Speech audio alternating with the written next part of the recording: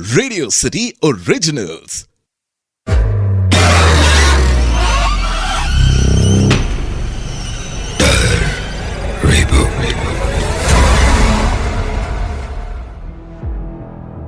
आज जो कहानी मैं आप लोगों के साथ शेयर करने वाला हूं, ये कहानी मुझे मेरे दोस्त शर्मन ने सुनाई थी। एक दिन हम सभी दोस्त ऑफिस से लेट निकलकर घर के लिए जा रहे थे। हम सभी दोस्त फ्रस्ट्रेट और एग्जॉस्ट हो चुके थे क्योंकि हम एक इवेंट को कवर करने गए हुए थे, जिसकी वजह से हम दोस्तों को बहुत देर हो गई थी। उस इवेंट में खाने पीने का इंतजाम तो था ही, लेकिन हम उस इवेंट में एज अ पीआर, प्रेस और गेस्ट दोनों को ही हैंडल कर रहे थे, तो इसलिए हमने सोचा कि हम लास्ट में ही खाएंगे।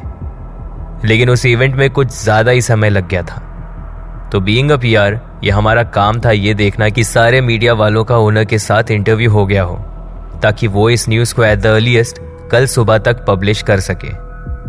बस इन्हीं सारे कामों में कुछ ज्यादा ही वक्त लग गया था। अब वैसे तो उस इवेंट में उन लोगों ने हमारे लिए खाने का इंतजाम तो किया हुआ था, लेकिन हमें बहुत देर हो रही थी, तो मैंने और शर्मन ने ये डिसाइड किया कि हम रास्ते में ही खा लेंगे, क्योंकि मॉर्निंग में हमें जल्दी ऑफिस भी पहुंचना था। हमें आगे जाकर रास्ते में एक वड़ा पाव वाले की दुकान मिली। शर्मन और मैंने एक एक वड़ा पाव खाया और फिर हमने एक एक समोसा पाव भी मंगाया। अब क्योंकि देर हो रही थी, तो मैंने शर्मन से कहा कि हम चलते हुए खा लेते हैं, इससे हम जल्दी स्टेशन पहुंच जाएंगे। लेकिन शर्मन ने ऐसा करने से मना कर दिया और कहा कि यहीं रुक के खा लेते हैं, सिर्फ 5 मिनट ही लगेंगे। हमने वो खत्म किया और फिर हम स्टेशन की ओर बढ़ने लगे।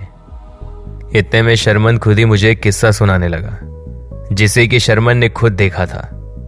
शर्मन ने मुझसे कहा कि एक दिन उनके कॉलोनी में एक स्कूल के बच्चे की अचानक से तबीयत खराब हो गई थी। वो बच्चा और बाकी के बच्चे बहुत मस्ती किया करते थे और उन्होंने पूरे कॉलोनी में उछल कूद मचा रखी थी। लेकिन शर्मन ने गौर किया कि 2-3 दिन से कॉलोनी में शोर शराबा कम हो गया था। शर्मन का कहना है कि उसे तब पता चला कि उनमें से एक बच्चे की तबीयत खराब है, और फिर शर्मन ये सोचने में लग गया कि तबीयत तो सिर्फ एक ही बच्चे की खराब है, तो बाकी के बच्चे कहाँ हैं। शर्मन ने मुझे बताया कि वो फिर उस बच्चे के बारे में पता करने लगा।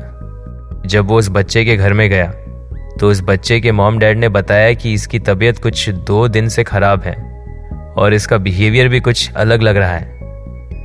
इतनी बात हुई थी कि वहां के पड़ोस की एक लेडी किसी झाड़ फूंक वाले को वहां लेकर आई। उस झाड़ फूंक वाले ने उस बच्चे को देखकर ही बता दिया कि उस बच्चे में किसी का साया है। शर्मन ने बताया कि कुछ देर बाद उस झाड़ फूंक वाले ने मंत्र पढ़ा और उससे पूछा कि वो कौन है और वो उस बच्चे के पीछे क्यों पड़ा है। ये सवाल पूछने के बाद उन्हें पता चला कि वो आत्मा एक 15 या 16 साल के बच्चे की है, जो कचरा उठाने का काम किया करता था और भूख के कारण उसकी मौत हो गई थी। शर्मन ने यह भी कहा कि उस आत्मा ने बताया कि वो उस पेड़ के पास उस बच्चे को देखता था कि वो कभी वड़ा पाव खा रहा है तो कभी बर्गर। जब उसने देखा कि वो बच्चा चिकन खा रहा था, उसी वक्त वो उस बच्चे के अंदर चला गया। फिर उस झाड़ फूंक वाले ने कहा कि उस बच्चे को परेशान ना करें और उसे छोड़ दें। इस पर उस आत्मा ने कहा कि उसे कुछ चीजें खाने को चाहिए, फिर वो चला जाएगा।